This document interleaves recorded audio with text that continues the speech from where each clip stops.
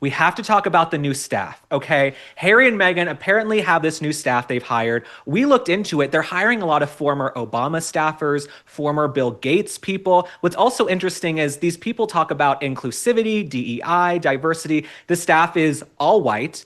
Okay. What confuses me also is why do you need such a massive staff when you don't do that much? But apparently the staff is going to help with the Netflix cooking show with Love Meghan. They're going to help with As Ever, the brand, and the podcast Confessions of a Female Flounder. Excuse me, female founder. So that is what the staff is going to be doing. What do you guys make of all of these new hirings? What do you think they're cooking up? I don't think they're cooking up anything, to be honest with you. I think those people need jobs. And all of a sudden, Harry and Meghan need a chief of staff each. I mean, Right. each of them need it. I mean, that to me is crazy. I was reading somewhere that Harry now wants to do commercial ventures. So he might see, like, this whole humanitarian thing isn't working out. Harry needs a chief of staff. Yes. Like, I need a hole in my head. Yeah. I mean, it's just No.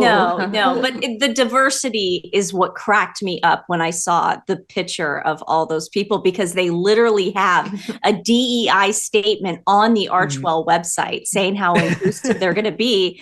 And I don't think I've ever seen them around any people of color ever. Right. When it comes to Except their Doria. staff.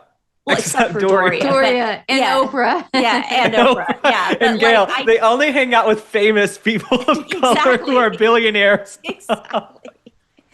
Yeah. No, that it really, what blew my mind about the staff, right? They're hiring, 12 people, and Harry's got a communications director. She's got a communications director. My thing is this. You're trying to make a silk purse out of a sow's ear. You could hire 100 people, but if the product itself isn't good or authentic, it's just not gonna relate. Doesn't it seem like Meghan Markle is trying to hire people to pump her up to be relatable, but she just doesn't have that in her? I don't think she takes direction, because you would think there would be somebody at this point that would come to her. I mean, if she has somebody that used to work for Bill Gates, at one point, I'm not saying now, but at one point, wasn't Bill Gates kind of sort of relatable before this whole pandemic nonsense thing? I mean, I don't know. I was never in his world. Well, he was allegedly self-made and built a huge company. Yeah. Yeah. So I can understand wanting to hire someone who worked for Bill Gates, but when I look at the resumes, because I went into LinkedIn, I looked into all of these people. We will spare them for today, to use Prince Harry's word. We will spare them for today, but it's like, some of them haven't really done that much. It's like, yes, you worked at Hulu. Yes, you worked with Bill Gates, but you haven't done that much. And now you're going to go work for these two little hucksters on the cooking show. What do you even think is going to happen with the second season of the cooking show? Are the ratings going to be good? Are they going to lie about the numbers? What's going to happen? Well, first of all, it's not a second season. It's part 2. They had already filmed this back in spring of 2024 when they filmed the first half. So Meghan going around saying this is a second season, that's a flat out lie.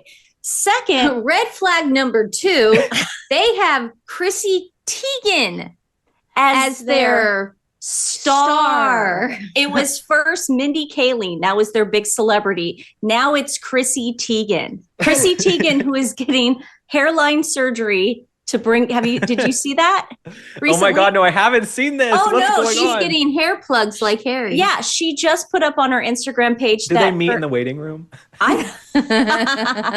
No, but she is drinking again, because she she was sober for a while, because she blamed that on the reason why she was such a bully and a nightmare, and that's why she got canceled. She got dropped from Bloomingdale's, Macy's, Target, and then all of a sudden she's drinking again and she's going on Meghan's show. I mean, because Meghan really does push for the censorship as far as children and the internet, but and the bullying.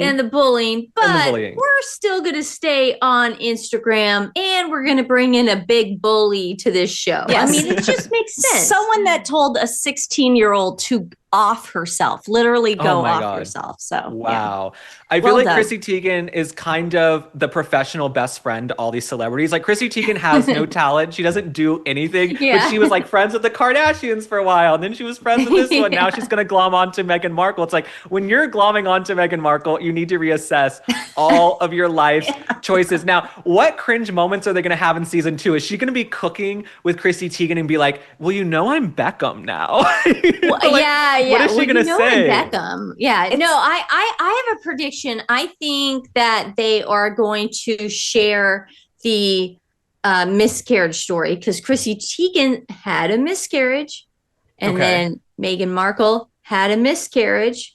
three Okay. different versions. Three different versions, and then Chrissy's version went from miscarriage, stillborn to abortion. So who knows? Chrissy's changed too. Too. So who knows what's the lie is going to be this time, but they're going to just go, oh, see, we can relate to each other Yeah. because we had this problem with each other. Allegedly. Yeah. I feel like Megan, even going on that Jamie Kern Lima podcast, she's trying to become this real feminist, motherly icon. Like, I'm good. I'm at peace. I'm here to tell you this woman is not at peace. I also feel like Meghan Markle is someone who wasn't meant to be famous. You know what I'm saying? Like, if she was meant to be famous, her action career would have popped off. She would have been a huge star. You know what I'm saying? I just don't think she was meant to be famous, but she ended up bagging this rich, eligible bachelor because she is cunning and she is conniving and she's calculating. But everything she tries to do sort of in the Hollywood celebrity world pretty much crashes and burn. I mean, do you guys think that As Ever, the brand, is selling or doing well? No, absolutely not. I've seen enough of these launches before where if they do sell out the way she says, they would be restocked in a week, a month. It's been almost 3 months. You mean to tell me that she can't restock anything at this point? And then Flamingo Estate, the big brand that she was trying to rip off of, just did a collab with King Charles and Burberry. They did a collab with Highgrove. So it's like, I don't think that brand's going to do anything anymore. I think she's going to hopefully have it quietly go away and hopefully people will forget about it, in my opinion. We have to move on to the next topic, but the last thing I'll say is what always confuses me is that she has With Love, Meghan, As Ever with Meghan, and then Confessions of a Female Founder, and then she has Archewell. From a branding perspective, maybe one of her 15,000 employees can help her realize this. You have to really kind of shrink it and simplify it. You can't have 4 or 5 different names that people have to keep up with. You're Meghan Markle, then you're Meghan Sussex, then it's American Riviera Orchard, then it's As Ever. Don't you guys think the brand is just a hot mess and it just needs to be consolidated or go away? Yes. It's schizophrenic. It is. Yeah. They need something like Bethany Frankel, Skinny Girl. That's Yes, it. simple. Yes, Skinny Girl. but it worked. It worked. Yeah, no, it does. It will probably go away. Maybe she does that so it does go away and she can reinvent herself, because in the last 5 years, that's all she's been doing is reinventing herself. Well, what's also funny to me is that she's like, I'm so happy to have partnered with Netflix. We're going to be in all of these Netflix stores. Where are the Netflix stores? Where are they? When I see Meghan Markle's jam and jellies and raspberry spreads at Buc-ee's, then I will know she has made it. But until then, okay, when I see Meghan Markle selling and hawking her products at Buc-ee's, you will know she has made it. She's the top of the heap. But the Netflix stores, I've never seen a Netflix store. And I thought the whole point was they don't have stores.